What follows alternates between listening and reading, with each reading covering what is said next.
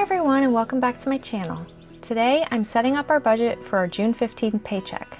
Now, I filmed this on June 11th and I'm finally recording the voiceover on June 16th. And the only thing I can tell you is that watching this video back, I don't know where my head was. Well, actually I do. I had filmed this video the day after my first visit to the allergist in a little over 12 weeks. It was my 6-month checkup with him and it was to see how my shots are going. But since stay-at-home orders were put in place, my shots hit the wayside and it was right after I hit the maintenance phase. And in those 12 weeks, everything that I'm allergic to has bloomed and pollened, and I've started having some asthma issues as well. So during this appointment, he put me on some prednisone, and I'm supposed to be doing round-the-clock inhaler treatments on top of my usual daily allergy medicines that I'm taking. He also rolled back my dose and started my shots again, so I have a really short month of a build-up phase, and then hopefully we're back into maintenance mode. But if this video is all over the place, I can assure you it's because it probably is, and for that I am very, very sorry. I started this video by filling in what we saved and spent on fuel and groceries in our May 15th paycheck, so you kind of get a sneak peek at how we did over our May paycheck.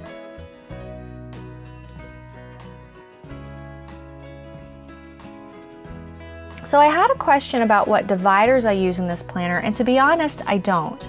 I just use tab stickers from one of the older Happy Planner teacher sticker books, and I leave the sides blank in between the month. So here's a quick flip through of what I set my month up like.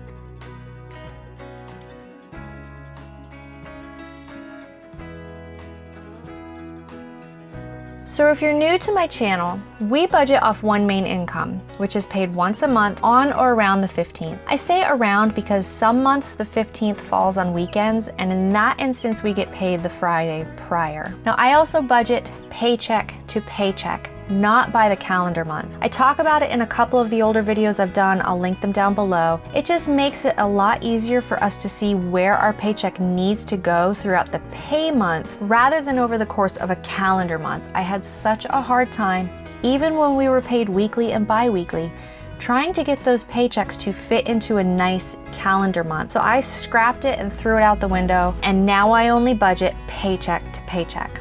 This workbook I'm using, I created to help fill in a lot of the gaps and shortcomings that I was having with a variety of the other budgeting workbooks out there. And it's nothing against the other workbooks out there. If they are working for you, please continue to use it. But if it's not, maybe it's something about it. And for me, it was future planning and being able to keep track of the reoccurring things throughout the year. And not just this year, but into the future as well. So if you're interested, it is available in my Etsy shop along with some other printables, and as of this recording, a few laminated cash envelope listings as well. I've been asked about offering some of those, and so they're there as well. And if you see something you like, don't forget to use the code MAKESENSEMATTER for 10% off your order. I'll leave a link in the description box below. For the remainder of the year, I printed out the sheets in black and white and on fast draft setting on our computer. I've mentioned in a previous video that with everyone staying home, we are just flying through printer ink. We usually buy ink maybe 2 or 3 times a year, but since we've had online enrichment happening with an elementary kid, a middle schooler, and a high schooler home, I am flying through printer ink so fast. So to help reduce that cost, I printed these on settings that meant I used the least amount of ink possible with our printer. So I start by setting up the month, and I have to be honest with you, I love that it's undated, I really do. And I enjoy color coding the pay month, but writing in each of the bills on this calendar and then again on our paycheck sheet is starting to get a little tedious. I honestly think it's because we're paid once a month, so I go through the whole month at once, but maybe I would still feel this way when we were paid weekly too. I don't know. I do know that I'm in the process of trying to come up with a solution for that I think might help others too, so stay tuned for that as well. I have all of our monthly bills in this purple color. These are items that are coming from our paycheck. And in this pink color, I'm going through and notating any non-monthly bills that we have this pay period. And this is where our sinking funds shine.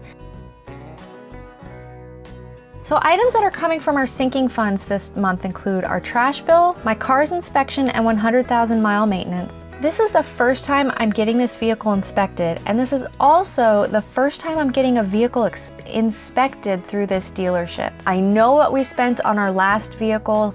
and I know what we would spend at that other dealership, but this is all new territory for me. Our AAA bill and our vision exams are also coming from sinking funds, and our vision exams can run about $1,000, which I have saved up before our vision exams for the first time in years. And honestly, it's because I started splitting the vision and dental from our lump sum medical vision dental.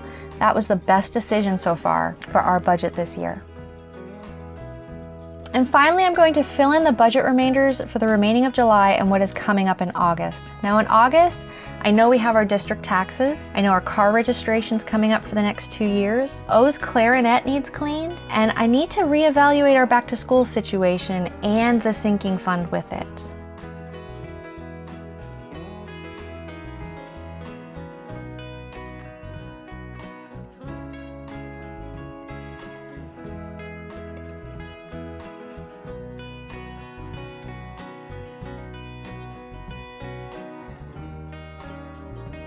So next I'm going to fill in our net worth tracker and our debt progress tracker. I don't ever fill in numbers here, but you can get a glimpse of what we have.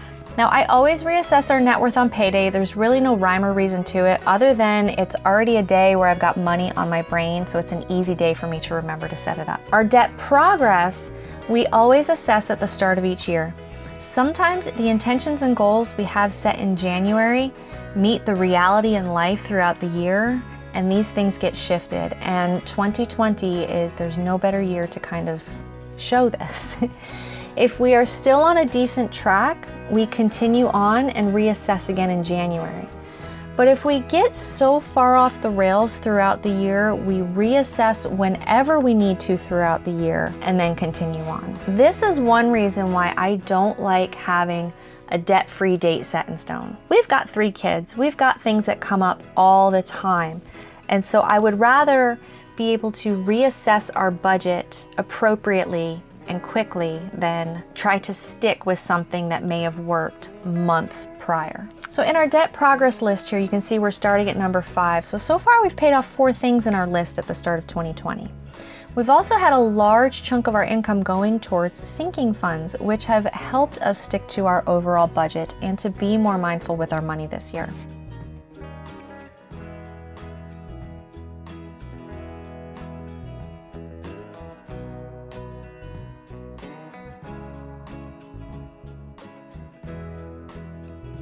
So I finished that up with a quick flip through of how July is set up, since the first half of July is on this paycheck.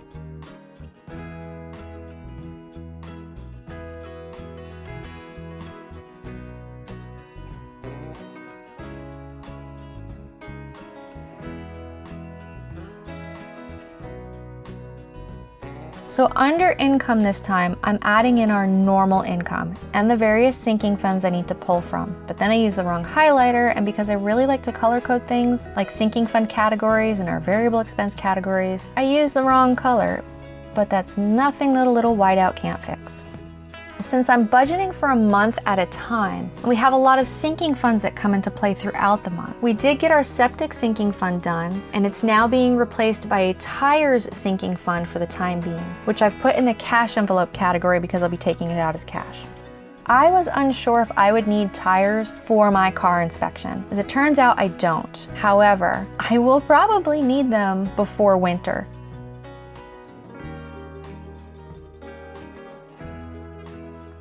Next up is bills. This month we're allocating things a little differently. In our May budget review, I touch on this. Again, that video's coming soon. But we had some major pool expenses that we did not anticipate. May was on the cooler end in our nook of Pennsylvania, and we even had a frost just after Memorial Day. But when we started to prep and open our pool for the summer, we noticed that our skimmer was cracked. And then once we ordered that part and fixed it, we then had a leak from our pool pump. Now thankfully, the pool pump, it was just one of the seals and it was super easy to fix. The skimmer and the pump were on top of already replacing the solar cover this year, and those puppies aren't cheap. And on top of all the pool expenses, we replaced the brakes on my car before the inspection. Now, I've mentioned before that we don't put large online purchases on our debit card. We use the credit cards for that, and then we pay them off in full, either from the month's budget or from sinking funds or from the previous month's overage. So that's why things are being allocated a little bit differently this month. Under debit expenses, I'm putting a lot of our non-monthly expenses here, so I have that nice, in my face neon colored reminders. Under cash envelopes, I've got the usuals. And recently I've debated whether or not I should start taking these out as cash again, because I'm starting to do more of the shopping, and I am much better with cash than Hubs is. Hubs is better with debit than I am. And it would just be nice for me to have cash again so I can keep track of our budget. But the problem is that most places I've been to now are preferring to not handle physical money and prefer the card to be used. So this is really going to be a test of whether I can stick to our budget using a debit card. Now I'm going back under the income section to mark that we've got some birthdays throughout this paycheck. I'm going to need to move money from our sinking fund to our checking account to cover those expenses. And that I have to deposit from our instrument cleaning sinking fund and for our Explorer sinking fund. I told you, this is all over the place. Okay, and so our breakdown this month, between what I've set aside for our Explorer inspection, brakes, and the 100,000 mile maintenance, and our income, I'm estimating that we're gonna have about $6,320 to work with. This is a very, very low estimate because I always underestimate our income. But it also doesn't take into account other sinking funds like our vision sinking fund, trash bill, our AAA bill, etc. I've saved up $1,000 for our vision, and last year I only paid $818. I don't want to count the full $1,000 and only need $800 of that, so we'll pass that bridge when we get there. Savings and sinking funds is $1,064.50. Bills I'm estimating at $3,100. Cash envelopes I've estimated at $1,320. And finally, debit expenses. This is leaving us a buffer of $125.50. Now, since I'm unsure on what the Explorer's maintenance cost is going to be, I'm just leaving this here for now. So that's our June 15th budget. What are some expenses you've got that you are dreading? For me, it's our vision exams and our Explorer. For our vision exams, all 5 of us go at the same time, and it's always like this 3-hour-long marathon insanity, only to drop $1,000. I'm sure I could find much more enjoyable ways to spend 3 hours in a morning and spend $1,000, but that's not really adulting very well. And for my Explorer, like I said, this is the first time I'm bringing this vehicle in for an inspection, and it's also the first major milestone that we've reached for maintenance since we bought it. So I'm a little nervous as far as this vehicle right now.